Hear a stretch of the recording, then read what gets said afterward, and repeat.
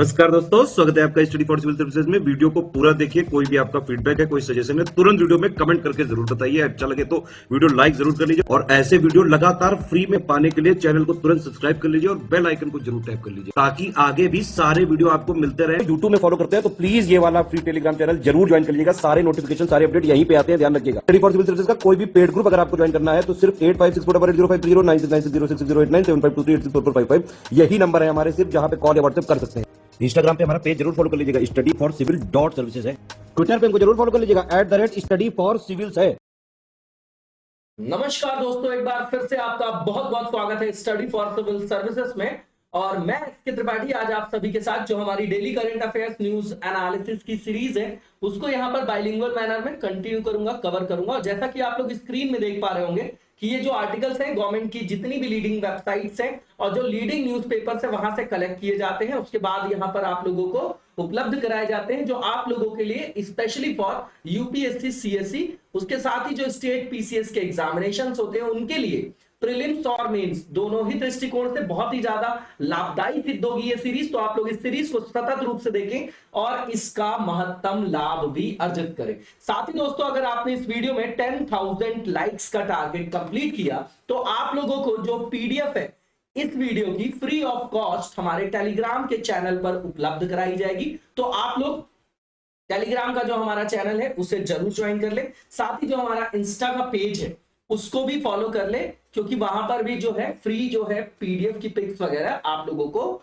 उपलब्ध कराई जाती। तो आइए आगे देखेंगे हम कि किन टॉपिक्स को देखने जा रहे हैं। सबसे पहला टॉपिक है आज का, न्यू गाइडलाइंस आई है अनफेयर ट्रेड प्रैक्टिसेस को प्रिवेंट करने के लिए। ठीक है, तो कंज्यूमर राइट्स के बारे में आपने सुना होगा कि उपभोक्ताओं के जो अधिकार का संरक्षण है वो कौन करेगा? सरकार करेगी। इसीलिए जो है लाया गया था ये आपका उपभोक्ता संरक्षण अधिनियम। पहले लाया गया कब? 1986 में। फिर इसको अमेंडमेंट किया गया। समय और काल के आधार पर जो आवश्यकताएं हैं, अधिकारों के जो संरक्षण का आयाम है वो व्यापक हो गया, तो उसको व्यापक बनाने के लिए जो है 2019 में अमेंडमेंट हुआ। तो वही देखेंगे कि अभी क्या नई गाइडलाइंस आई हैं। ठीक है, तो इसको देखेंगे हम लोग, जीएस पेपर 2 का पार्ट है। इसके बाद नैम की बात करेंगे, ई नैम की। ये बहुत इंपॉर्टेंट है ना, वन नेशन वन मार्केट। दूसरी चीज ये है कि सारी चीजें ऐसे समझिए आप कि मैं बार बार बोलता हूं कि हमारे यहाँ आज भी जो प्राइमरी सेक्टर है उसमें लगभग 50% लोग जो हैं वो संलग्न है प्राथमिक क्षेत्र में। ठीक, प्रत्यक्ष और अप्रत्यक्ष रूप से समझिएगा। अब उसका जो आपका जीडीपी में योगदान है वो लगभग कितना है? 14-15%। तो ये डिस्पैरिटी है। अब यहां पर इतने सारे लोग अगर इंडल्ज हैं और उनको अगर लाभ का व्यवसाय नहीं मिला, उनकी आय नहीं बढ़ी, तो देश का कभी सतत विकास या आर्थिक समृद्धि को हम हासिल कर सकते हैं क्या? नहीं कर सकते। जो हमारे यहाँ विकास की दर दिखाई जाएगी, जो जीडीपी ग्रोथ रेट दिखाई देगी, वो कैसी होगी? वो जो विकास होगा वो कैसा होगा? विषमता पूर्ण होगा। तो समाज में क्या होगा? समाज में जो आपकी हार्मनी है, सौहार्द है, वो नहीं रहेगा। कहीं ना कहीं जो है अनरेस्ट रहेगा, लोगों के अंदर असंतोष रहेगा, तो उससे राष्ट्रीय जो एकता अखंडता है उस पर भी ऋणात्मक प्रभाव पड़ेगा। तो ये किसानों के लिए, एग्रीकल्चर के लिए, प्राइमरी सेक्टर के लिए ये हमने जो है एक क्या बनाया? One nation one market. इसका कारण क्या है कि पहले जो मंडियां थी, एपीएमसी एक्ट आप लोगों ने देखा होगा, तो उसमें बिचौलियों की प्रॉब्लम थी। दूसरी चीज ये थी कि जैसे शहरों से दूर वो मंडियां होती थी, वहां तक लोग लेके जाते थे, किसान बेचारे। अब लेके गए, अब मान लीजिए जो खराब होने योग्य कृषि के अंतर्गत कोई भी प्रोडक्ट है वो खराब हो जाएगा जल्दी। अब वो मंडी तक पहुंच गए, अब वहां पर कार्टेलिंग है, लोगों ने ग्रुपिंग कर रखी कि भैया 2 रुपए किलो से ज्यादा या 50 पैसे पर केजी के हिसाब से हमको टमाटर लेना, उसके ऊपर नहीं लेना।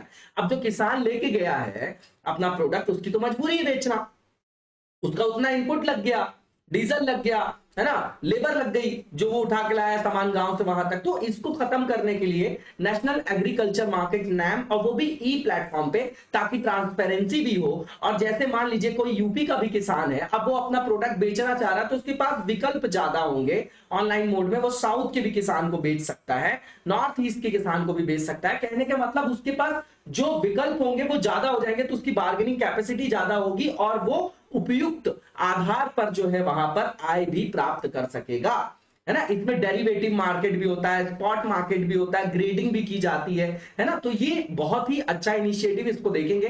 थर्ड पेपर का पार्ट है ये आपका एग्रीकल्चर का। ठीक है ना, ई गवर्नेंस के अंतर्गत भी रख सकते हैं इसको, है ना, जो टेक्नोलॉजी का यूज वगैरह कर रहे हैं, क्योंकि यहां से कहीं ना कहीं जो है हमारे शासन संदर्भित जो भी आपकी सर्विसेज हैं, सेवाएं हैं, वो ट्रांसपेरेंट मैनर में हो जाएंगी। ठीक, इसके बाद जो नेक्स्ट हमारा आर्टिकल है ये साइंस टेक से रिलेटेड है। सोडियम आयन बैटरीज की बात करेंगे, जैसे लिथियम आयन बैटरीज की आप बात करते हैं वैसे ही उसके विकल्प के रूप में इसको देखा जा रहा है। तो ये बताया जा रहा है कि ये ज्यादा जो है पर्यावरणीय आधार पर ज्यादा अनुकूल है ना, ठीक है, और इसके जो आपके नेगेटिव इंपैक्ट है एनवायरमेंट पे वो कम जाएंगे। तो इसको देखेंगे हम लोग, थर्ड पेपर का पार्ट है।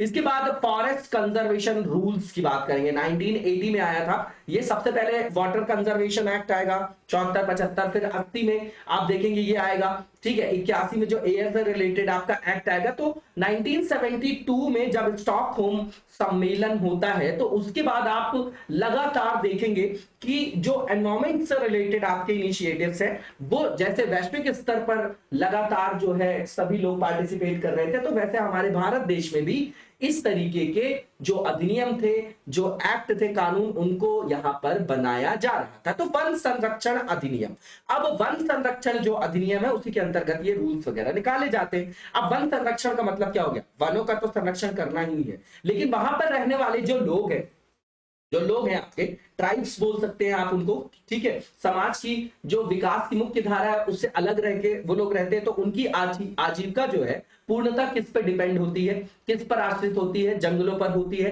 तो उनका सबसे पहला अधिकार किस पर होगा, वन पर किसका अधिकार होगा, जो वहां के जिनको फॉरेस्ट ड्वेलर्स के नाम से बाद में 2006 में डिफाइन किया गया। तो यहां पर ये जो नया रूल आया है इसमें ये बोला जा रहा है कि अब जैसे मान लीजिए कोई फॉरेस्ट की संपत्ति है, लैंड है, उसको डाइवर्ट किया जा रहा है कमर्शियल पर्पस से, तो वहां के जो निवासी है, फॉरेस्ट ड्वेलर्स जो है, उनकी अनुमति वगैरह नहीं ली जाएगी। तो इससे बाईपास किया जा रहा है, उनके अधिकारों का कहीं ना कहीं हनन हो रहा है, ये देखेंगे हम लोग, ठीक है। तो ये एनवायरमेंट का पार्ट है, थर्ड पेपर का पार्ट है, और इसको सेकंड पेपर में लेजिस्लेशन में भी रख सकते हैं, ठीक है। इसके बाद जो फाइनेंशियल फ्रॉड और एनपीए की बात करेंगे तो ट्विन बैलेंस शीट प्रॉब्लम, है ना, और इसके बाद आपने एनपीए की प्रॉब्लम लगातार आप बढ़ते देखें, चाहे हमारे यहाँ सब महान लोग हैं, हमारे यहाँ माल्या हो, सहारा वाला सुब्रतो हो, सहारा में अरबों रुपए, खरबों रुपए, पता नहीं कितने रुपए लोगों के फंसे हुए हैं, केस चल रहा है, लोगों की जिंदगी भर की कमाई चली गई, सरकार बोली कि अच्छे दिन आ गए। कोई सरकार हो उसको यहां पर ये ध्यान देना चाहिए ना, अगर आपके कोर्ट में केस पेंडिंग है, आपने संपत्ति ले ली तो आप पैसा वापस करो। आम आदमी का तो करो, वो तो आदमी आराम से बैठा है ना, माल्या हो, ललित मोदी हो, है ना, जितने बड़े बड़े लोग हैं आप उनका नाम देख लीजिए, है ना, नीरव मोदी हो, अभी आप देख लीजिए। तो इससे क्या होगा कि बड़े बड़े लोगों के कारण ये एनपीए बढ़ रहा है। अभी डेटा देखेंगे हम लोग तो जैसे पर्सनल लोन है, कार लोन है, इनके कारण एनपीए नहीं बढ़ रहा है। मजेदार बात ये है,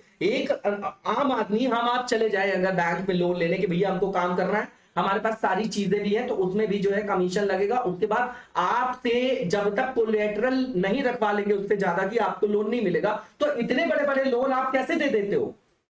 क्या वहां पर पॉलिटिकल किसी तरीके का दबाव नहीं होता, या वहां पर लोगों की जो है आपसी जो है गठजोड़ नहीं होता है, क्रोनी कैपिटलिज्म यहां पर नहीं देखा जाता है, कहीं ना कहीं तो लूप होल है। इसीलिए तो पीएसयूज में एनपीए ज्यादा है। प्राइवेट सेक्टर बैंक में क्यों एनपीए ज्यादा नहीं है? आप खुद ही दिमाग लगाइए ना, प्राइवेट सेक्टर में कैसे होगा? वो लोग कभी रिस्क ही नहीं लेंगे ऐसा, ठीक है। तो इसको देखेंगे, काफी पुराना टॉपिक है और इंपॉर्टेंट है ना। स्ट्रेस्ड एसेट्स बोलते हैं एनपीए के अंतर्गत जो परिसंपत्तियां रखी गई हैं, अब वो क्या है, जैसे लोन वगैरह दे दिए तो वो डिफॉल्ट हो जाता है लोन, है ना, उसको एनपीए के अंतर्गत रखते हैं। इसमें भी कैटेगराइजेशन वगैरह है, उसको देखेंगे हम लोग, ठीक है। तो बैंकिंग सिस्टम से रिलेटेड थर्ड पेपर में रख सकते हैं। अब जो पहला वाला हमारा टॉपिक है इसको डिटेल में देखते हैं। तो अभी जो है केंद्रीय कौन सा, सेंट्रल कंज्यूमर प्रोटेक्शन अथॉरिटी ने गाइडलाइंस निकाली है, 5 निकाली है, 4, ये सब नहीं रटना हमको, ताकि जो यहां पर मान लीजिए अनुचित व्यापार की जो प्रथाएं हैं उन पर जो है बंदिशें लगाई जा सके। अब ये जैसे आप होटल जाते हैं, रेस्टोरेंट जाते हैं, तो रेस्टोरेंट गए या होटल गए आप डिनर करने, ठीक, अब वहां पर सर्विस टैक्स लग जाता है। अब वहां पर आदमी संकोच में बोल नहीं सकता कि अरे यार 4 लोग देख रहे हैं, कैसे बोलते हैं सर्विस टैक्स मत लो। अब भैया सर्विस टैक्स वॉलेंट्री है, वॉलेंट्री तो आप हर बिल में क्यों जोड़ के लाते हैं?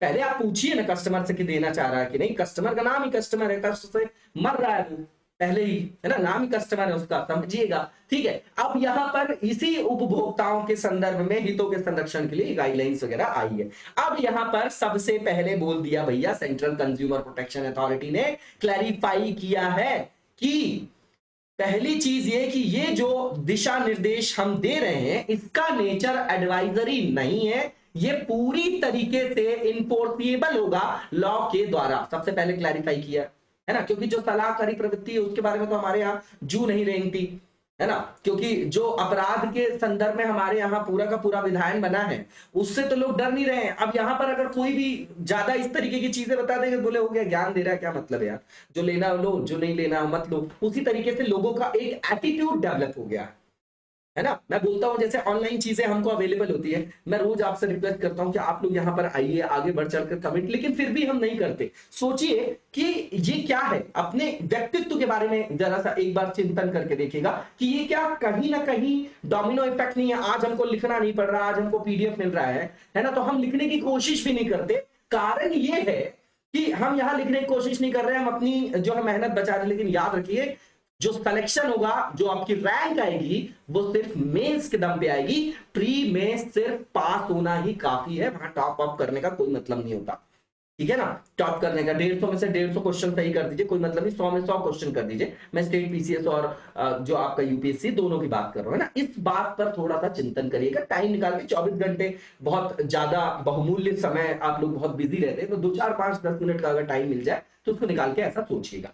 ठीक, अब इसके बाद जो सेकंड पॉइंट यहां पर लिखा है कि ये दिशा निर्देश अगर जारी किया है ना, केंद्रीय उपभोक्ता संरक्षण प्राधिकरण ने, तो 2019 की कौन सी धारा में ये है कि ये दिशा निर्देश जारी करने का प्राधिकार इसको सेंट्रल जो आपकी क्या है कंज्यूमर प्रोटेक्शन अथॉरिटी, उसको दिया गया। तो धारा 18 याद रख सकते हैं आप इसको।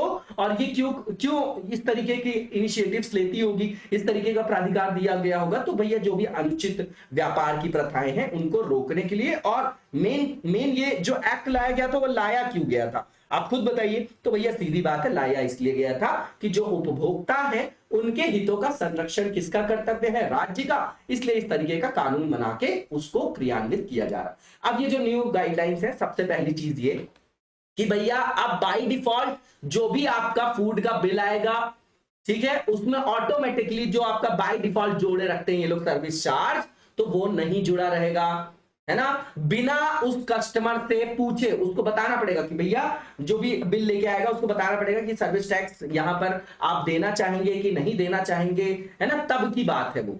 ठीक है, तो ये पूरी तरीके से इन्होंने क्लैरिफाई कर दिया है कि भैया ये जो आपका सर्विस टैक्स है वॉलेंटरी है, वॉलेंटरी है, ऑप्शनल है। ये कंज्यूमर के डिस्क्रेशन पे, मतलब उसके विवेक पर जो है निर्धारित है। ये नहीं कि आपने बिल बनाया और उसमें जो है लगा दिया सर्विस टैक्स, तो बोले कि लाइए दीजिए, है ना। तो उसको कोई भी होटल और रेस्टोरेंट वाला जो है वो बाध्य नहीं कर सकता उपभोक्ता को कि सेवा शुल्क देगा वो, है ना, उसको देना पड़ेगा। उसके बाद यहां पर ये बताया गया कि इस आधार पे मान लीजिए कोई कस्टमर है, अब वो सर्विस टैक्स नहीं दे रहा, अब उसको उन्होंने पहचान लिया, तो अगली बार उसको बोलते कि आपकी हमारे यहाँ एंट्री नहीं है। तो भैया इस तरीके से वहां पर उनके प्रवेश पर किसी भी तरीके का प्रतिबंध नहीं लगा सकता वो, ठीक है, जो भी रेस्टोरेंट का मालिक हो, होटल का मालिक हो। इसके बाद यहां पर बोला जा रहा है कि जो सर्विस चार्ज है वो कलेक्ट नहीं किया जाएगा जब फूड बिल के साथ, है ना, और मतलब जब जीएसटी वगैरह उसमें जोड़ ही लिया जाता है, ठीक है, तो सेवा शुल्क नहीं लिया जाएगा। दरअसल सर्विस टैक्स और गुड्स के और सर्विसेज के जो टैक्सेस का क्या था, दोहरापन था, रिपीटिशन था, दोहराव था, उसी को खत्म करने के लिए तो जीएसटी लाए हम लोग। ठीक है, तो ये भी लिखा गया है यहां पर। और इसके बाद ये बोला जा रहा है कि 2017 में जो गाइडलाइंस लाया गया था उन दिशा निर्देशों से ये भिन्न है। ठीक है, अब जो है यहां पर जो है बताया गया है कि भैया विधि के अनुसार जो है इसको बाध्यकारी रूप से जो है इसका पालन करना पड़ेगा। ठीक है, नॉर्मल सी चीज है। अब यहां पर आपको पांचों पॉइंट में क्या समझ में आया, सर्विस टैक्स से रिलेटेड इनिशिएटिव है। अभी ये क्वेश्चन जो है कभी यहां पर नहीं बनेगा कि ये इसी इनिशिएटिव पे फुल क्वेश्चन बनेगा। अभी तो उपभोक्ता संरक्षण अधिनियम, उपभोक्ताओं के जो अधिकारों का संरक्षण है उसके संदर्भ में भारतीय सरकार के या भारत के हमारे क्या इनिशिएटिव्स हैं उसके संदर्भ में आएगा, उसका क्रिटिकल इवैल्यूएशन पूछ सकते हैं, उस पर कमेंट पूछ सकते हैं, उस पर एलाबोरेट करना आप लोगों को बोल सकते हैं, ठीक है। अब ग्रीवांस जो रेड्रेसल मैकेनिज्म है सिटीजन्स के लिए, उसकी बात यहां पर कर रहे हैं। अब मान लीजिए कि इस तरीके से कोई उल्लंघन हो जाता है, कोई जो आपका होटल का मालिक है, रेस्टोरेंट का मालिक है, उसने यहां पर उल्लंघन कर दिया, तो भैया कंज्यूमर क्या करे? तो कंज्यूमर के लिए एक हेल्पलाइन नंबर है 1915, डायरेक्टली वो वहां पर क्या कर सकते हैं? रिपोर्ट कर सकते हैं। और ये एक किस तरीके का लेवल है? देखिए, अगर कोर्ट में केस चला जाता है तो कहने का मतलब लिटिगेशन में फंस गया वो, तो उसके पहले हम मध्यस्थता कर सकते हैं। तो वैकल्पिक समाधान तंत्र जिसको बोलते हैं हम, मतलब डिस्प्यूट रेड्रेसल मैकेनिज्म, है ना, तो उस तरीके का ये काम करेगा, है ना। प्री लिटिगेशन लेवल पे मध्यस्थता के आधार पर भी वहां पर जो है विवाद को निपटाने की कोशिश कर सकते हैं। तो 1915 जो नंबर 1915, वहां पर शिकायत वगैरह दर्ज कर सकते हैं, ठीक। अब उसके बाद एक और भी यहां पर तरीका बताया इन्होंने कि इलेक्ट्रॉनिकली, मतलब ई प्लेटफॉर्म पे जाके आप वहां पर कंप्लेन कर सकते हैं। इसका नाम है आपका ई दाखिल, क्या है? पोर्टल, ई दाखिल पोर्टल, ठीक है। और उपभोक्ता आयोग में तो शिकायत दर्ज करा ही सकते हैं। मतलब हर तरीके का यहां पर ईज ऑफ डूइंग बिजनेस किया गया है उपभोक्ताओं के हितों के संरक्षण के लिए, ठीक। इसके बाद यहां पर मान लीजिए कि जो उपभोक्ता है वो जो केंद्रीय उपभोक्ता संरक्षण प्राधिकरण द्वारा जांच और उसके बाद की कार्यवाही के लिए जो भी जिस डिस्ट्रिक्ट से वो रिलेटेड है, जिस संबंधित जिले में वो निवासरत है, वही के कलेक्टर के समक्ष भी दर्ज करा सकते हैं शिकायत, ठीक। अब ये जो केंद्रीय उपभोक्ता संरक्षण प्राधिकरण है उसके बारे में बताया जा रहा है। तो भैया ये कैसा निकाय लग रहा है आपको? निकाय कैसा है? रेगुलेटरी है, विनियामक है ना, नियामक है। ये आपका एस्टैब्लिश कब किया गया? 2020 में। क्यों? क्योंकि 2019 के एक्ट से हमने यहां पर कंज्यूमर जो प्रोटेक्शन एक्ट था उसको रिवाइज किया था, तो उसी के अंतर्गत लाया गया। अब इसके अंतर्गत क्या है, ये किसके अंतर्गत काम करेगा? तो भैया मिनिस्ट्री ऑफ कंज्यूमर अफेयर्स के अंतर्गत कार्यरत रहता है और ये आपका उसी के प्रशासनिक नियंत्रण के अंदर ही कार्य करता है। अब इसकी ड्यूटी क्या है? अपने आप बताइए, रटने की जरूरत है क्या? तो सबसे पहली चीज ये कि जो हमारे उपभोक्ताओं के अधिकार हैं उनकी क्या करना? उनका संरक्षण करना, उनको प्रोत्साहन देना, उनके अधिकारों को, है ना, और उनका प्रवर्तन निश्चित करना, ठीक है। और उपभोक्ताओं के जो अधिकार है उनका किसी प्रकार से उल्लंघन ना हो, उसको रोकना, ठीक। इसके बाद जो भी ट्रेड प्रैक्टिसेस आपकी अनफेयर है उसको रोकना, ठीक है।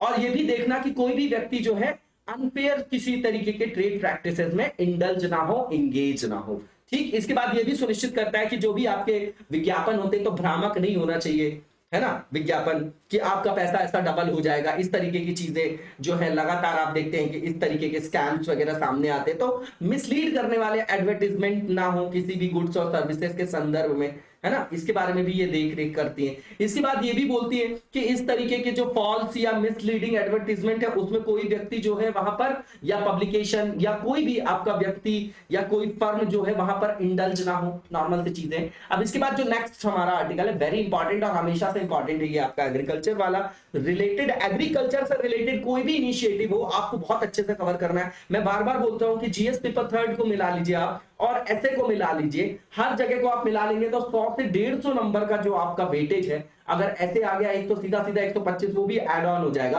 फिर भी आप मान के चलिए कि 150 नंबर आपको यूपीएससी में अकेले जो है एग्रीकल्चर या प्राइमरी सेक्टर से मिलते हैं, ठीक है। अब यहां पर जो है national agriculture market e NAM की बात कर रहे हैं, ठीक। तो यहां पर ये बताया गया है कि ई नैम के तहत जो है प्लेटफॉर्म ऑफ प्लेटफॉर्म क्या किया गया है? शुरुआत किया गया है, प्लेटफॉर्म ऑफ प्लेटफॉर्म, ठीक है। अब इसके द्वारा क्या किया जाएगा? तो भैया ठीक बात है कि यहां पर जो भी आपके लोकल लेवल पे कोई किसान है तो पूरे भारत में बैठे हुए व्यापारियों से उसका जुड़ाव हो जाए, उसके पास विकल्प ज्यादा हो जाए, उसके पास व्यवहारिकता ज्यादा हो जाए, इसलिए इसको जो है लॉन्च किया गया है। तो जो भी आपके किसान होंगे वो अपने राज्य की सीमाओं से परे होकर पूरे पैन इंडिया में भी अपने प्रोडक्ट्स को क्या कर पाएंगे? सेल कर पाएंगे, किसके थ्रू?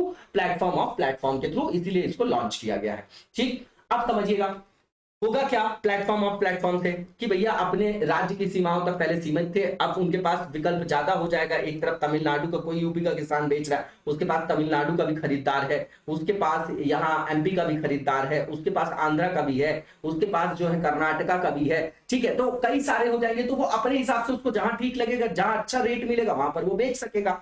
ठीक है, तो उसकी आय में वृद्धि होगी, उसके पास विकल्प बढ़ेगा, उसके पास जो बार्गेनिंग कैपेसिटी है वो बढ़ जाएगी। ठीक, इसके बाद यहां पर यह बताया जा रहा है कि ये सब जो आपका ट्रांजैक्शन होगा वो किस माध्यम से होगा, इलेक्ट्रॉनिक माध्यम से, तो ट्रांसपेरेंसी आएगी बिजनेस के ट्रांजैक्शंस में। ठीक है ना। इसके बाद आप देखेंगे कि ये इसका उद्देश्य क्या है, तो सीधी बात है, इसका उद्देश्य ये है कि जैसे जो गुणवत्ता के अनुरूप कोई भी प्रोडक्ट है ना, कोई भी प्रोडक्ट है जो उत्पाद है ना, जो कृषक जो है वहां पर पैदावार कर रहा है, तो उसकी गुणवत्ता के अनुरूप उसको उचित मूल्य मिल जाए, है ना। तो मूल्य के लिए जो है एक तरीके का ये सर्च मैकेनिज्म है, और गुणवत्ता के अनुरूप उनको मूल्य मिल जाए, और अल्टीमेटली उद्देश्य देखेंगे तो कहीं ना कहीं किसानों की जो स्थिति है उसमें सुधार करना, जो डबलिंग करना है हमको फार्मर्स की इनकम, वो भी अब 2022 तो चल रहा है, पता नहीं कब डबल होगी। ठीक है, लेकिन जो हमारा एक एम है उसके लिए ये एक अच्छा इनिशिएटिव है। उसके बाद आप देखेंगे कि जो यहां पर इंक्लूजन होगा, बहुत सारे जो सर्विस प्रोवाइडर्स होंगे, है ना, उनके लिए, डिफरेंट सर्विस प्रोवाइडर्स के लिए, सीधी बात है, इसको ऐसा समझिएगा कि जो सेवा प्रदाता है, ठीक, उनसे सेवाओं का लाभ उठाने के लिए जो उपयोग करता है, जो यूजर्स है, उनको भी तो ज्यादा विकल्प मिलेंगे, दोनों पक्ष लेके चलेंगे आप, बिल्कुल सिंपल सा पॉइंट है ये आपका। ठीक, इसके बाद आप देखेंगे कि इसमें आप देखिए एफपीओ आ जाएंगे, है ना, ठीक, उसके बाद ट्रेडर्स आ जाएंगे, और भी जो स्टेक होल्डर्स हैं जो एग्रीकल्चर से रिलेटेड है, तो एक सिंगल विंडो के अंदर इनका इंटरेक्शन होगा, ये एक दूसरे से इंटरेक्शन कर पाएंगे, है ना, जो पूरी की पूरी आपकी एग्रीकल्चरल वैल्यू चेन है, तो एक सिंगल विंडो, एक सिंगल प्लेटफॉर्म में ये एक दूसरे से क्या कर पाएंगे, एक दूसरे से इंटरेक्शन कर पाएंगे, और वहां पर जो है इन सबके पास विकल्पों की उपलब्धता होगी, और ट्रांजैक्शन जो है ट्रांसपेरेंट मैनर में होगा, किसानों को भी अच्छा मूल्य मिल जाएगा, लोगों को भी गुणवत्ता के अनुरूप जो है सही मूल्य में उनको उत्पाद मिल जाएगा। ठीक है, इसमें यह भी है कि ये समझिए कि जैसे आप अगर इलेक्ट्रॉनिक मीडियम से कोई काम करते हैं हम लोग, तो हमारे समय की बचत होती है, हमारी ऊर्जा की बचत होती है ना, उसमें आप देखेंगे तो कहीं ना कहीं श्रम की भी बचत होगी, जो हमारी मेहनत लगती है ना, वही यहां पर बताया जा रहा है। तो इस प्लेटफॉर्म के माध्यम से जो भी स्टेक होल्डर्स हैं उनके समय और श्रम की बचत होगी। अब ये जो नेशनल एग्रीकल्चर मार्केट है, ये पैन इंडिया प्लेटफॉर्म है, एक तरीके का इलेक्ट्रॉनिक ट्रेडिंग पोर्टल है ना, इसको लॉन्च किया गया 2016 अप्रैल में, वो भी 14 अप्रैल को, डेट आप देख लीजिएगा, है ना, याद करने की आवश्यकता नहीं होती, कहीं कहीं स्टेट पीसीएस से पूछ लेता है। ठीक, तो ये जो है आपका एकीकृत जो आपकी क्या है, ये एकीकृत एक आपका मार्केट है, एक देश में, मतलब वन नेशन वन मार्केट की बात की गई थी, जहां पर सारे किसान और जो बायर्स वगैरह है वो एक दूसरे से इंटरेक्शन करें, और वहां पर जो है सही उत्पाद का मूल्य किसान को भी मिले, और जो आपके बायर्स है उनको भी मिले गुणवत्ता के अनुरूप। ठीक, अब पहले क्या थी, एपीएमसी वगैरह, जो आपका एपीएमसी एक्ट था उसके अंतर्गत जो कृषि उत्पाद बाजार समिति था, तो बहुत सारा भ्रष्टाचार था, कार्टेलिंग वगैरह थी, उसी से बचने के लिए ये किया जाता, ये किया गया। अब इसमें आप देखिए कि ई नैम को जो इंप्लीमेंट करने वाला जो आपकी बॉडी है वो कौन है, तो याद रखिएगा एसएफएसी वैसे भी बहुत इंपॉर्टेंट है, जैसे प्रेशर ग्रुप्स वगैरह आप लोग देखते हैं, उसी के संदर्भ में ये आपका,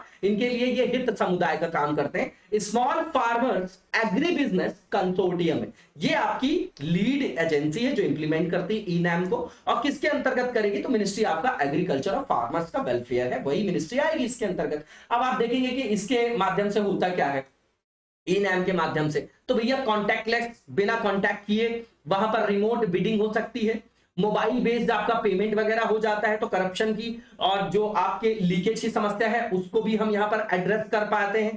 ठीक है, तो यहां पर मंडियों में, बैंकों में जाने की आवश्यकता नहीं होती। ठीक, किसानों को, इसके बाद आप देखेंगे कि इस स्कीम के अंतर्गत 24/7 जो है वो हेल्पलाइन सर्विस भी है, फार्मर हेल्पलाइन सर्विस, जिसमें वहां पर उनको जागरूकता से संदर्भित जो है सारे आयाम बताए जाते हैं, ताकि उनको इंफॉर्मेशन वगैरह मिल सके, और पोर्टल में भी वहां पर उनको क्या किया जाता है, किसानों को पोर्टल में भी उनके अधिकारों के बारे में बताया जाता है। ठीक, अब इसका विजन क्या है, तो सीधी बात है, एग्रीकल्चरल मार्केटिंग में यूनिफॉर्मिटी लाना, लीकेज को रोकना, जो दलाल के बीच में बिचौलिया था उसको रोकना, है ना, तो किसानों की आय को बढ़ाना, ठीक है ना, और रियल टाइम पे जो आपके बायर्स हैं उनको भी इसमें से सहूलियत हो जाएगी, ठीक है। तो ये सब चीजें हैं और इसके लिए ही इसको लाया गया था, विजन वही है आपका, ठीक। अब इसके बाद मिशन की बात करें, है ना, तो इसमें गुणवत्ता के आधार पर जो आपका पारदर्शी नीलामी प्रक्रिया है उसको यहाँ पर मूर्त रूप प्रदान करना, उसके माध्यम से जो है आपका गुणवत्ता के आधार पर बेहतर मूल्य भी हो प्रोडक्ट का। तो इससे दोनों को फायदा है, विन विन सिचुएशन है, फार्मर्स को भी और जो भी आपके बायर्स है उनके लिए भी। अब ऑनलाइन माध्यम से ये सब ट्रांजेक्शन होगा तो उससे एक और भी फायदा है, फायदा ये है कि उसमें ट्रांसपेरेंसी रहेगी, करप्शन का कोई वहां पर क्या नहीं होगा, स्कोप नहीं होगा। अब क्वेश्चन जो यहां पर पूछा जा रहा है कि जो ई नैम प्लेटफॉर्म है, देखिए किसानों की आय को 2 गुना करने की दिशा में एक अच्छा कदम है, इस कथन का समालोचनात्मक विश्लेषण करिए। अच्छा बताइएगा कमेंट बॉक्स में कि स्पॉट मार्केट और जो आपका डेरिवेटिव मार्केट है उसमें क्या फर्क है जो आपका नैम के अंतर्गत, ई नैम के अंतर्गत लाया गया। अब यहां पर जो सोडियम आयन बैटरीज है उसके बारे में बात कर लेते हैं। नॉर्मल सी चीज है, अभी जो ह्यूस्टन यूनिवर्सिटी है उसने स्टडी किया और उसने बोला कि जो सोडियम बेस्ड बैटरी है, जो टेक्निक है, उसके एक व्यवहार्य विकल्प के रूप में जल्दी जो आपकी मतलब जो सोडियम बेस्ड बैटरी है वो जो लिथियम आयन बैटरी थी उसके एक व्यवहार विकल्प के रूप में इसको यूज किया जा सकता है, उसका एक व्यवहार विकल्प हो सकता है। जैसे अभी लिथियम आयन बैटरीज यूज करते हैं हम लोग, तो सोडियम बेस्ड बैटरीज की बात कर रहे हैं ये लोग, आप है ना, अपने एक स्टडी में। अब ये जो बैटरी है ये आपकी रिचार्जेबल बैटरी है, ठीक है, रिचार्जेबल बैटरी है, ठीक है। लेकिन इसकी जो कार्यप्रणाली है, इसमें जो चार्ज आपका क्या होगा, वहां से चार्ज जो आपका फ्लो होगा उसके रूप में इसमें सोडियम के जो भी आयंस वगैरह है उसको उपयोग होगा, क्योंकि सोडियम बेस्ड बैटरी है। इसके बाद आप देखेंगे कि बैटरी में 3 जो है आवश्यक जो इसेंशियल कंपोनेंट्स होते हैं, इसमें एक तो नेगेटिव चार्ज हो जाएगा जिसको एनोड बोलेंगे, पॉजिटिव चार्ज जो हो जाएगा उसको कैथोड बोलेंगे। तो जो इसमें नेगेटिवली चार्ज एनोड है वो बना है आपका हार्ड कार्बन का, पॉजिटिवली चार्ज जो कैथोड है वो बना है आपका सोडियम से, है ना। उसमें जो सोडियम से जो मतलब जो उसमें मटेरियल है उसका लेयर्ड पार्ट वो आपका सोडियम, आप याद रखिए सोडियम युक्त स्तरित या लेयर्ड आपका मटेरियल है। और एक इलेक्ट्रोलाइट का यूज होता है जिसके द्वारा जो है इलेक्ट्रॉन का जो मूव वगैरह है वो आपका क्या होता है, वहां पर संभव हो पाता है ना, स्थानांतरण संभव हो पाता है इलेक्ट्रॉन्स का। इसको रटना नहीं, बहुत टेक्निकलिटी में नहीं जाना है हमको, साइंस टेक्निक है ना, एज अ जीएस पढ़ना है आप लोगों को, ठीक। अगर कोई बता भी रहा है तो उसको सुन लेना, उसमें ज्यादा जो है परेशान होने की आवश्यकता नहीं।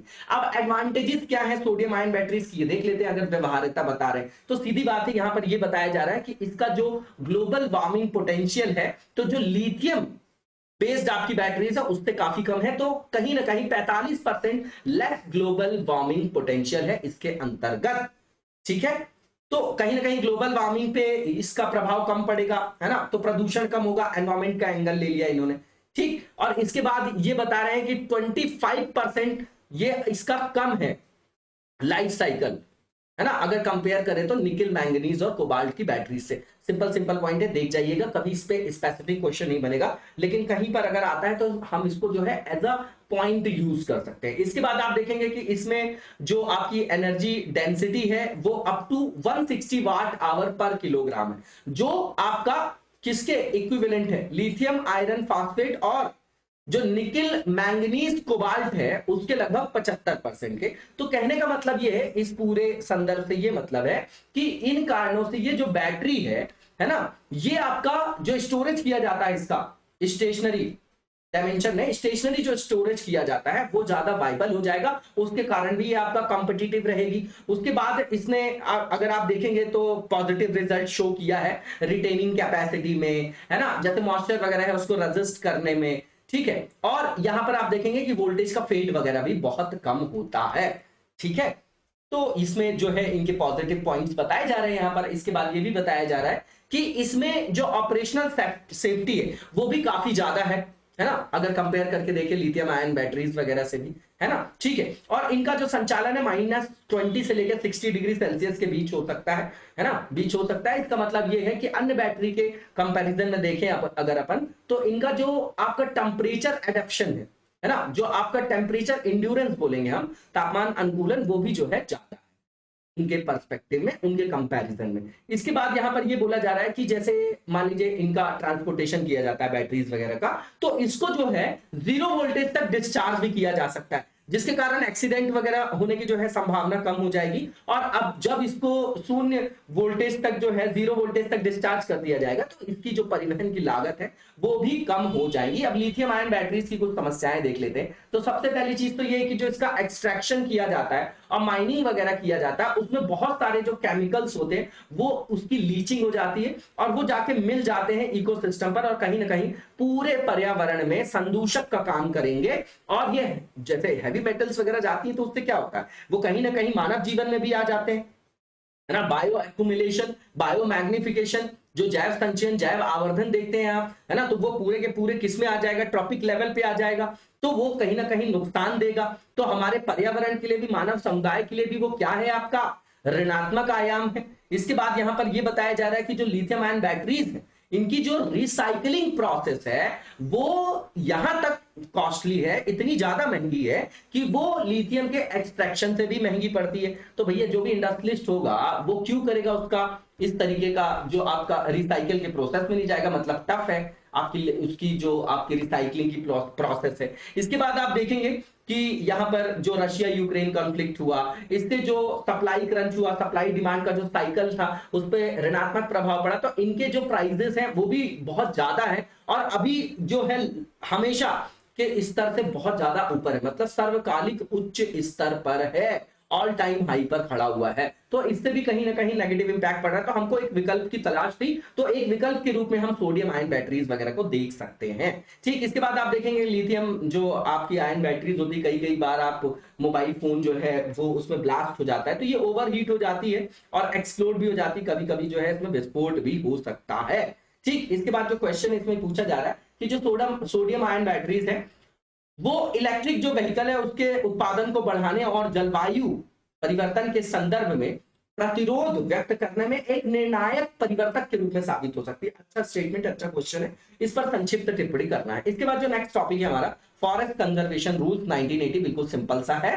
ठीक है, तो वन संरक्षण नियम है क्या, तो भैया 1980 में जो ये एक्ट था इसके इंप्लीमेंटेशन से रिलेटेड रूल्स वगैरह बनाए गए। ठीक, इस नियम के अंतर्गत जो भी आपकी वन भूमि है अगर उसको डाइवर्ट करना है, किसी इंफ्रास्ट्रक्चर को डेवलपमेंट करने वाला, इंफ्रास्ट्रक्चर डेवलपमेंट से रिलेटेड कोई प्रोजेक्ट हो या कोई कमर्शियलाइजेशन जैसा अगर कोई वहां पर प्रोजेक्ट हो, है ना, तो उसके लिए ये रूल्स बनाए गए कि कैसे लिए जाएंगे। जो वहां पर वन में निवासरत लोग हैं उनके अधिकारों का भी संरक्षण करना और विकास भी करना है हमको, और एनवायरमेंट पर भी जो है ऋणात्मक प्रभाव ना पड़े, है ना। ईपीए वगैरह का नाम, ईआईए वगैरह का नाम आप लोगों ने सुना होगा। ठीक है, तो आप समझिए कि यहां पर यही सब चीजें बताई गई थी कि भैया किन प्रक्रियाओं के माध्यम से जो वन भूमि है, जो वन संसाधन है ना, उनको डाइवर्ट किया जाएगा। ठीक, अब इसका उद्देश्य क्या था इस अधिनियम का, तो व्यापक उद्देश्य एक है कि वन और वहां पर रहने वाले वन्य जीवों की रक्षा करना, ठीक है, और ज्यादा से ज्यादा जो है वो आपके वनों के अंतर्गत क्षेत्र को बढ़ाना।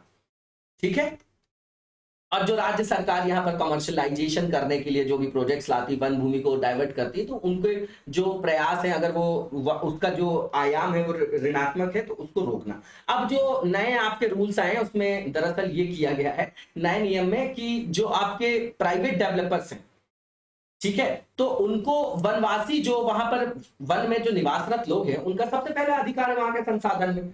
ठीक है, तो उनकी प्रायर जो है कंसेंट नहीं लेना है, उनको पूर्व अनुमति नहीं लेना है ना, वनों की कुटाई के लिए। तो कुल मिला के ये बोला जा रहा है कि इससे भैया जो आपके स्नैचिंग का जो आपका आदत है उनका, है ना, जो इंडस्ट्रियलिस्ट होते हैं, जो लोग यहाँ पर जाएंगे, है ना, डेवलपर्स कौन होंगे, बड़े बड़े लोग होंगे, तो वो जो है यहाँ पर वन भूमि को आराम से दोहन कर पाएंगे और वहां पर रहने वाले लोगों के अधिकारों पर भी ऋणात्मक प्रभाव पड़ेगा और इकोसिस्टम में भी। तो उनको इस तरीके से इस ऋणात्मक दोहन का जो है वहां पर क्या मिल जाएगा, अधिकार मिल जाएगा इसके द्वारा। अब इसके बाद ये भी बोला जा रहा है कि ये जो नए रूल्स है इसमें कहीं पर भी मेंशन नहीं किया गया, ट्राइबल्स की बात नहीं है, फॉरेस्ट जो आपके ड्वेलर्स हैं उनकी बात नहीं है। ड्वेलर्स का मतलब ऐसा समझ लीजिए आप लोग, 2006 का जो फॉरेस्ट राइट्स एक्ट है उसमें मेंशन किया गया है। ड्वेलर्स का मतलब जो सदियों से रहे आ रहे हैं, मतलब जो पुश्तों से वहां पर लोग रह रहे हैं, ठीक है, तो उनका अधिकार सबसे पहला हो गया, तो इनकी कोई बात ही नहीं है। तो कहीं ना कहीं इन विकास कार्यों से उनके अधिकारों का संरक्षण हो रहा है क्या, नहीं हो रहा है,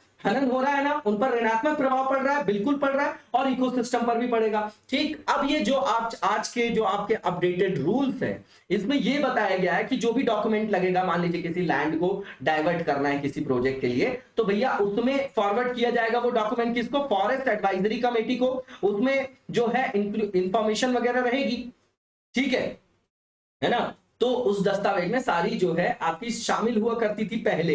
ठीक, अब आप देखेंगे कि इसमें जो है स्थानिक लोग जो वहां निवासरत हैं, उनके वन अधिकारों के बारे में वहां पर चर्चा नहीं होगी, और उनसे अगर किसी तरीके का हम नहीं ले रहे हैं कंसेंट, उनकी अनुमति नहीं ले रहे हैं, तो इसमें क्या होगा कि वाणिज्यीकरण के कारण सिर्फ अपना लाभ देख पाएंगे वो लोग जो वहां पर डेवलपमेंट कर रहे हैं। पहले ये था कि आपको सलाह लेना जरूरी है ना, फॉरेस्ट जो एडवाइजरी कमेटी है वो तो ठीक ही है, उसके बाद जो स्थानिक लोग हैं उनसे भी अनुमति प्राप्त होना मतलब आवश्यक था, लेकिन अब नहीं है। यही चीज है, इस पूरे टॉपिक का क्रक्स यही है। ठीक, इसके बाद यहाँ पर जैसे पहले ग्राम सभा से लेना पड़ता था, है ना, कि भैया अनुमति की हम ऐसा काम करें कि नहीं करें, है ना। लेकिन जब ये जो नया रूल है, इसमें आप समझ लीजिए कि फॉरेस्ट एडवाइजरी कमेटी है, अगर उसने अप्रूव्ड कर दिया एक बार, ठीक है, तो स्टेट अथॉरिटी अगर उसको पास कर देगी, ठीक है ना, और कलेक्ट कर लेगी जो है आपका फंड वगैरह, इसमें जो फाइनल अप्रूवल की बात है, उसमें जैसे पहले ग्राम सभा का कंसेंट लगता था, तो अब वहां पर ग्राम सभा की अनुमति नहीं ली जाएगी। यही कंसर्न का विषय है। जैसे जैसे डेवलपमेंट होगा तो इसको हम और अच्छे तरीके से देखेंगे। अब जो जनजातियों का आपका अधिकार है ना, उनके संदर्भ में कोई मुद्दा है तो उससे रिलेटेड जो भी क्वेश्चन आएगा उसमें हम इसको कोट कर सकते हैं। ठीक, इसमें यह भी बताया गया है कि ये जो नए रूल्स हैं उसमें ग्राम सभा, वहां पर मान लीजिए कोई आपकी शासी निकाय है तो उसकी पूर्व सहमति नहीं ली जाएगी, है ना। ठीक है, पहले जो है यहाँ पर रिटन फॉर्म में सहमति लेना आवश्यक होता था। ठीक, इसके बाद इससे होगा क्या कि भैया एक तरीके से जो वहां के स्थानिक लोग हैं, वनों में रहने वाले लोग हैं, जो फॉरेस्ट ड्वेलर्स वगैरह हैं, उनके अधिकारों का हनन होगा, और उनके अधिकारों को बिना ध्यान में रखे गए, बिना उनको संरक्षित किए गए, जो भूमि वगैरह है उसको कमर्शियल पर्पस के लिए डाइवर्ट करने की एक तरीके से यहां से कंसेंट मिल जाएगी, अनुमति मिल गई है इन रूल्स के द्वारा। ठीक है, तो अब यहां पर सीधी बात वही है कि स्थानिक लोगों की भूमिका काफी हद तक यहां पर निष्क्रिय हो गई है।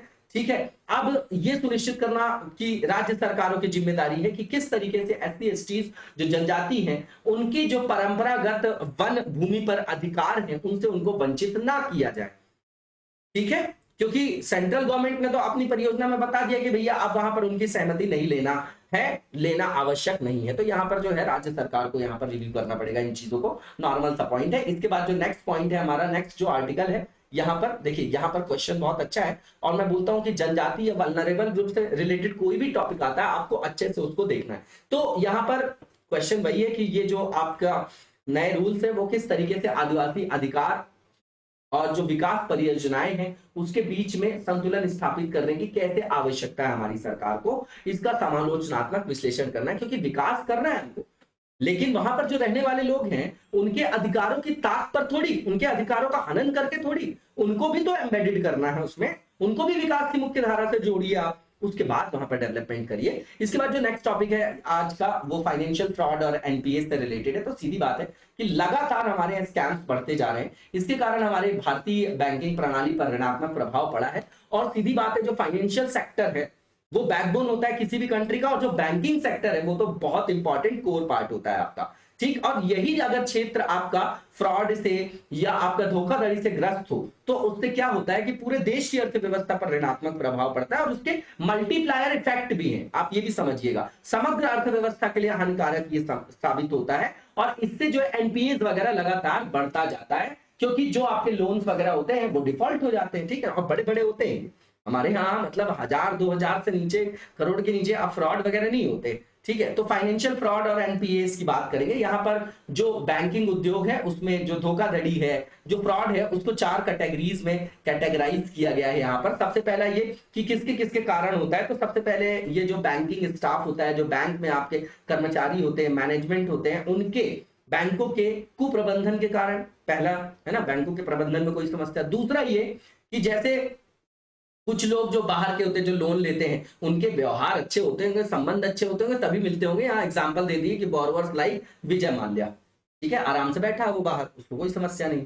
ठीक, इसके बाद जो है तीसरा जो यहाँ पर टॉपिक लिखा गया है, यहाँ पर जो पॉइंट लिखा गया है, इसमें ये बताया जा रहा है कि इसमें वरिष्ठ प्रबंधन के लोग और बाहरी लोगों की भागीदारी, है ना। मतलब मान लीजिए कि ये जो कोई बैंक है ना, तो इसमें मान लीजिए कि कोई सीनियर मैनेजमेंट है ना, ठीक है। तो यहां पर बोला जा रहा है कि मान लीजिए कि वरिष्ठ प्रबंधन जो है उसमें शामिल नहीं है, लेकिन कोई भी जो आपका बैंक के अंदर जो है आपका कार्मिक है उसका इन्वॉल्वमेंट है, नॉन वेल्थ का पॉइंट है ना। अब इसके बाद यहाँ पर बोला गया है कि जो इनसाइडर और आउटसाइडर दोनों का जो है यहाँ पर भूमिका हो। कुल मिला के है वही कि बैंक के लोगों की भागीदारी होती है और बाहर से राजनीतिक हस्तक्षेप होता है। प्रभुत्वकारी जो लोग हैं, जो आपके स्थापित लोग हैं, जो आपके बड़े लोग हैं, उनको इस तरीके का लोन वगैरह मिल पाता है ना। रटने की जरूरत नहीं है इन पॉइंट्स को भी। इसके बाद जो नेक्स्ट यहाँ पर पॉइंट लिखा गया है, जो हमारे यहाँ एफएसआर रिपोर्ट आती है, जिसको हम वित्तीय स्थिरता रिपोर्ट बोलते हैं, फाइनेंशियल स्टेबिलिटी रिपोर्ट। कौन पब्लिश करता है, याद रखिएगा, इंपॉर्टेंट रिपोर्ट है, आरबीआई करती है, ठीक है। अब इसने बोला है कि जो हमारे यहाँ एनपीए का लेवल है वो 8.1 हो गया है ना, ठीक है। मतलब 8.1 तक पहुंचने की उम्मीद है। देखिए डेटा को छुपाया भी जाता है, हमारे यहाँ एनपीएस लगातार ग्रोथ हो रहा है, आप 2008 के बाद से लगातार देख लीजिए, ठीक है। तो अब जो इसका मौजूदा स्तर है 6.9, इससे बोल रहे हैं कि इससे बढ़ के 8.1 हो सकता है, इसकी उम्मीद है पहुंचने की सितंबर 2022 तक, ठीक है। अब इसके कारण क्या होगा, जब इनकी एसेट्स जो है नेगेटिव हो जाएगी या डिफॉल्ट हो जाएगा बहुत सारे लोन का, तो बैंक के पास अपनी संपत्ति जिससे वो लाभ प्राप्त कर रही थी वो नहीं रह जाएगी। पर उसको लाभ तो उतना प्राप्त करना है, तो बची हुई संपत्ति पर फिर वो कोशिश करेगी कि ज्यादा से ज्यादा लाभ प्राप्त करे, तो इंटरेस्ट रेट बढ़ाने के लिए बोलेगी वो, है ना। तो इससे क्या होगा कि पूरे बैंकिंग सिस्टम में जो है लोन वो कम सैंक्शन करेगी और उसके लिए बहुत ज्यादा कड़े जो है नियम बनाएगी। तो पूरी की पूरी जो औद्योगिक क्रियाविधि है, गतिविधियां, उस पर ऋणात्मक प्रभाव पड़ेगा, क्योंकि जो आपके जेन्युइन इंडस्ट्रियलिस्ट हैं उनको आपको लोन नहीं मिलेगा, ठीक है।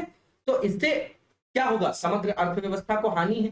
अब रीजन क्या है फाइनेंशियल फ्रॉड के, सब वही चीजें हैं, आप लोगों ने कई बार पढ़ा है। सबसे पहली चीज तो ये बैंक एम्प्लॉइज का जो है आपका मिलीभगत, है ना।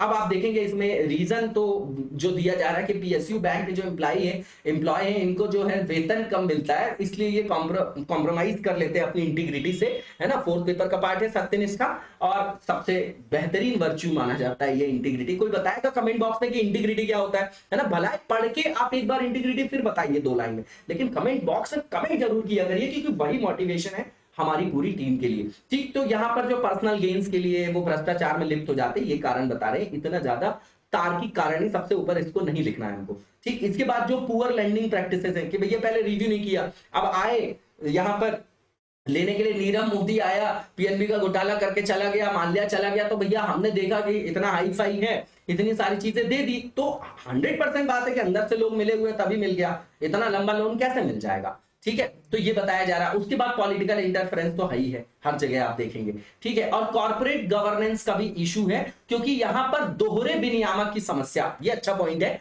क्योंकि जो रेगुलेशन है वो डुअल डायमेंशन में होता है। एक तरफ आरबीआई भी करता है, एक तरफ मिनिस्ट्री भी वहां पर इंडल्ज होता है। पीएसयू बैंक्स की बात कर रहे हैं, है ना। तो यहां पर जो इनकी स्वायत्तता है, जो स्वायत्त रूप से काम करने की एक शैली है, उस पर ऋणात्मक प्रभाव पड़ता है, और ये एंटायरली इंडिपेंडेंट डायमेंशन में काम नहीं कर सकते हैं, ठीक है। इसके बाद आप देखेंगे तो जो भारतीय रिजर्व बैंक है, उस पर जो आपका बैंकों पर जो वो निगरानी वगैरह करती है ना, नियामक है संस्था आरबीआई, तो जो निगरानी वगैरह करती है उसके लिए भी जो हमारे यहाँ मैकेनिज्म है ना, उसमें जो है वो फॉल्ट है कि उस पे जो क्षमता है, उस पर्याप्त क्षमता जितनी होनी चाहिए उसका अभाव है। इसके बाद आप क्रेडिट रेटिंग एजेंसी देखेंगे कि वो भी जो है पैसा वैसा लेके खराब जो है वहां पर रेटिंग वगैरह कर देती है, तो रेटिंग के आधार पर भी लोन वगैरह मिलता है ना। तो जब वहां पर क्या होता है, करप्शन होता है, वहां पर जो आपका कॉन्फ्लिक्ट ऑफ इंटरेस्ट होता है, जब क्रेडिट रेटिंग एजेंसीज भी करप्शन में इंडल्ज हो जाती हैं,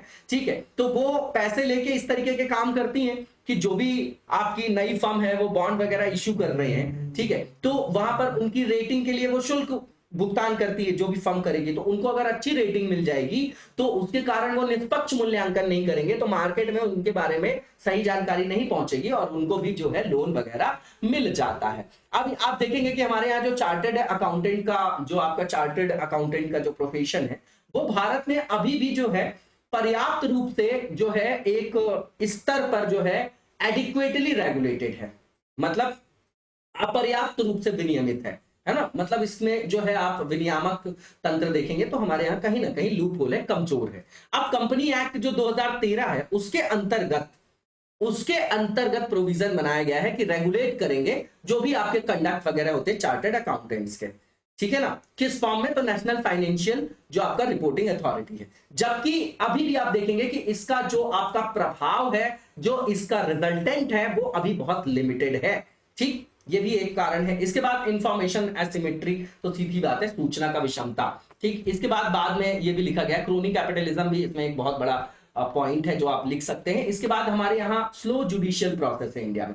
केस चल रहा है, सहारा वाला देखिए, कोई केस चल रहा है, पहले हाईलाइट है, उसके बाद वो केस जो है वो मेन स्ट्रीम से हट के कहीं और चला जाता है, ठीक है। तो हमारे यहाँ मुद्दे ही जो है डिस्प्लेस कर दिए जाते हैं, है ना। तो स्लो जुडिशियल प्रोसेस है। तो जो डेटरेंस भय के लिए कानून बनाए गए थे, लोगों के अंदर डर ही नहीं है कि भैया पेशी चल रही है, वकील जाएगा पेशी की डेट बढ़वा देगा, हम आराम से चलते रहेंगे, है ना। कोर्ट में क्यों जाएंगे हम पेशी वगैरह अटेंड करने। तो कहीं ना कहीं लोगों के अंदर जो दंड का भय होना चाहिए उससे वो मुक्त हो गए हैं। इसलिए इस तरीके की डिफॉल्ट करने के लिए लोगों को डर नहीं लगता है। और भी कारण है ना, बहुत सारे कारण है हमारे यहाँ, और भी कारण आप सोच सकते हैं, लिख सकते हैं। ये अच्छा टॉपिक है और ये हमेशा के लिए इंपॉर्टेंट है। अब इसका फ्रॉड का और जो एनपीएस है इसका इंपैक्ट क्या होगा, तो सीधी बात है कि लोग डरेंगे बैंकिंग सिस्टम से कि हमारा पैसा भी जो है डिफॉल्ट ना हो जाए। पहली चीज, कॉन्फिडेंस कम होगा हमारी जनता का किस पे? बैंकिंग सिस्टम पे।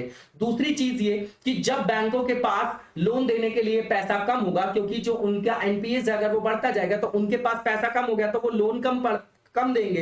तो जो नई औद्योगिक आपके प्रतिष्ठान स्टैब्लिश होने जा रहे हैं, है ना, स्थापित होने जा रहे हैं, वो नहीं होंगे। लोग जो है वहां पर फाइनेंशियल उनको वाइबिलिटी नहीं मिलेगी, है ना।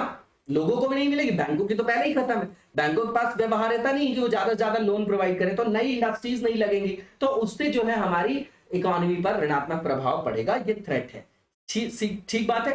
कॉमन पीपल के लिए भी, स्मॉल बिजनेस के लिए भी, सारे तरीके के बिजनेस के लिए। अब यहां पर आरबीआई ने जो बताया है, बहुत अच्छा डेटा, ये आप अपने पास रख सकते हैं कि जो कॉर्पोरेट लोन्स है, वो जो बैड लोन्स है उसका 70% है। लेकिन अगर आप पर्सनल लोन, होम लोन की बात करें, जो आपके कार लोन है, ये जो है बैड लोन्स के अंतर्गत इनका जो कंट्रीब्यूशन है केवल 4% है ना। तो छोटे जो आम लोगों का लोन है वो जल्दी डिफॉल्ट नहीं होता है। अब इसके बाद इसके कारण क्या होगा कि जो बैलेंस शीट होगी बैंक की, वो आपकी वीक हो जाएगी, बैंकों का प्रॉफिट भी आपका इरोड हो जाएगा, है ना, ठीक है।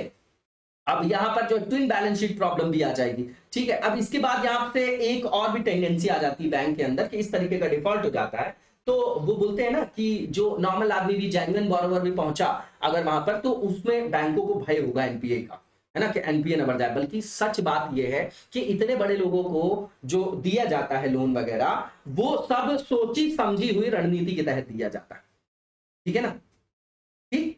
अब इसके कारण क्या होगा कि जब इस तरीके का भय होगा, वो नए लोगों को लोन नहीं देगी, तो कहीं ना कहीं इकोनॉमिक ग्रोथ में नेगेटिव इंपैक्ट पड़ेगा। हमारे यहाँ एम्प्लॉयमेंट जनरेशन नहीं होगा, ठीक है ना। उस एम्प्लॉयमेंट जो आपके जनरेशन होना चाहिए उस पर भी ऋणात्मक प्रभाव पड़ेगा। इसके कारण जो आपके स्मॉल बिजनेसमैन है उन पर ऋणात्मक प्रभाव पड़ेगा। एमएसएमई वगैरह जो है वो नए जो है अपनी यूनिट्स को स्टैब्लिश नहीं कर पाएंगे, ठीक है ना। और यहां पर यह भी बताया जा रहा है कि जो बैंकिंग, जो आपका पूरा का पूरा ऑपरेशनल कॉस्ट है वो भी बढ़ जाएगी, है ना, उनकी इनकम कम हो जाएगी। तो ठीक है, क्यों?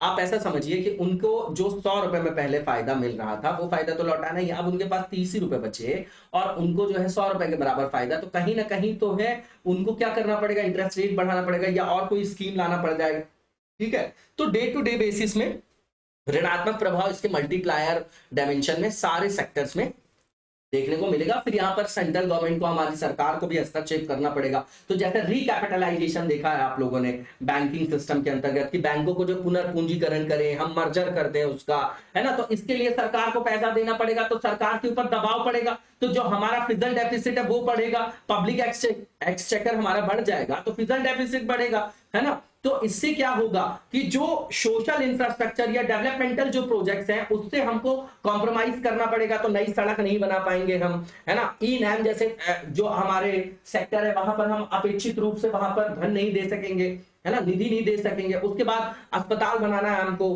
हेल्थ और एजुकेशन से रिलेटेड जो आपके इंफ्रास्ट्रक्चर उसको डेवलप करना है, तो उसमें कहीं ना कहीं कॉम्प्रोमाइज करना पड़ेगा। तो इसके कारण क्या होगा कि जो हमारी सार्वजनिक सेवाएं हैं, जो हमारे यहाँ सामाजिक अवसंरचना में विकास किया जाने वाला व्यय था, वो यहाँ करना पड़ेगा। तो कहीं ना कहीं हमारे जो सतत विकास को ये ऋणात्मक रूप से प्रभावित करेगा। अब आगे का रास्ता क्या है, तो सबसे पहले तो ये इंटीग्रिटी, नैतिकता वाला आयाम, क्रोनी कैपिटलिज्म कम करना, पॉलिटिकल इंटरवेंशन नहीं होना, वहां पर राजनीतिक दबाव नहीं देना। उसके बाद यहां पर बिल्कुल जो आपका लोन देते समय जो एक प्रक्रिया है, जैसे प्राइवेट सेक्टर बैंक में कॉर्पोरेट गवर्नेंस देखा जाता है, तो कॉर्पोरेट गवर्नेंस को जो है इफेक्टिव मैनर में यहां पर क्या करना, इंप्लीमेंट करना। ठीक, इसके बाद जो विदेशों में भारी मात्रा में ऋण लेने वाली जो कंपनीज है इंडियन, उनको जब ऋण देना तो भैया बैंकों को सतर्क रहना, तो भैया रिव्यू जो आपका सिस्टम उसके अंतर्गत आ जाएगा। इसके बाद ये बोल रहे हैं कि जो इंटरनल और जो बैंकिंग के अंदर इंटरनल ऑडिट है और जो बाह्य लेखा परीक्षा प्रणाली, उसको भी रेगुलेट करने की आवश्यकता है। ये बहुत ज्यादा आवश्यक पॉइंट है आपका। इसके बाद यहां पर ये भी बोल रहे हैं कि जो एम्प्लॉइज होते हैं बैंक में, लोन डिपार्टमेंट में, उनका फास्ट जो है रोटेशन भी होना चाहिए, ताकि किसी से जो है पर्सनल रिलेशन ना हो उनका, इस तरीके का उसका फायदा ना उठा सके वो।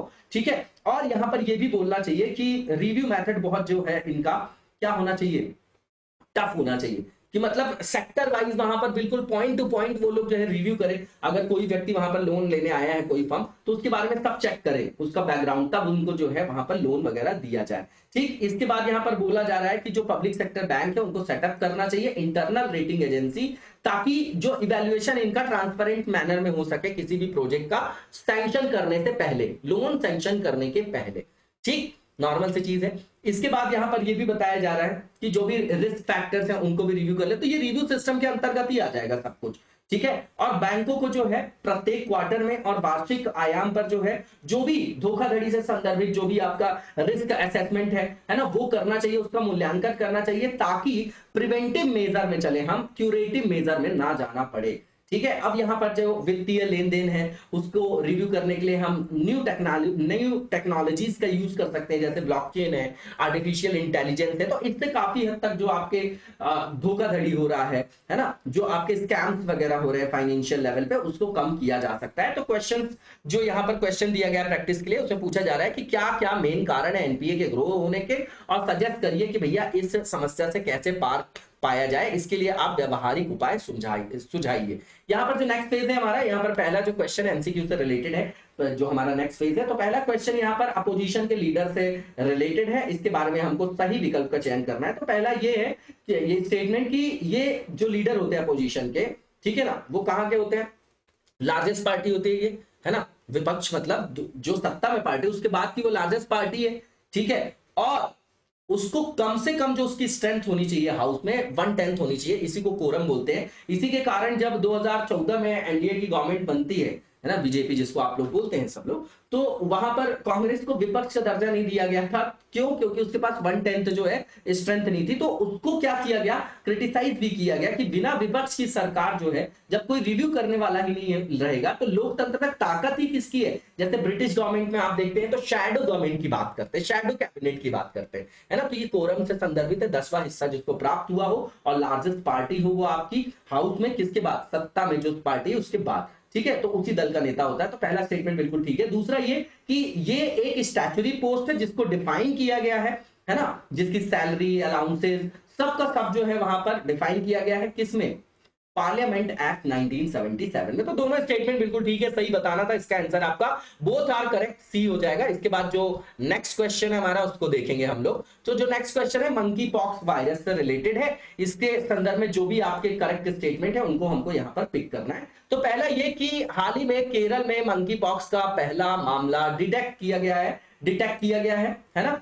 दूसरी चीज ये कि मंकी पॉक्स के नाम से समझ में आ रहा है जूनोटिक डिसीज है, ये भी ट्रू है स्टेटमेंट। तीसरा ये कि पहली बार इसको कब देखा गया था, तो 1958 में मंकीज से ट्रांसमिट होके आया था ये, है ना। मतलब ये जो है मंकीज से आया, बंदरों में खोजा गया 1958 में, और ये जो है आपका वहीं से जानवरों से मनुष्यों में फैलता है। तीसरा स्टेटमेंट भी ट्रू है। लास्ट ये कि ये बिलोंग करता है किस फैमिली से, तो पॉक्स विरिडे फैमिली है ना। इसमें जो आपके वायरस हैं जो इंक्लूडेड है आपके, वो आपके किसके किसके कारक बन सकते हैं, तो स्मॉल पॉक्स के भी और काउ पॉक्स डिसीज के भी। तो चारों स्टेटमेंट बिल्कुल ठीक है, सही बताना था, तो इसका आंसर आपका ऑल ऑफ द अबव हो जाएगा। इसी के साथ आज के वीडियो को यहीं पर विराम देंगे, नेक्स्ट वीडियो में कंटिन्यू करेंगे। तब तक लगातार जबरदस्त तरीके से पढ़ते रहिए और आगे बढ़ते रहिए। Thank you so much, best of luck.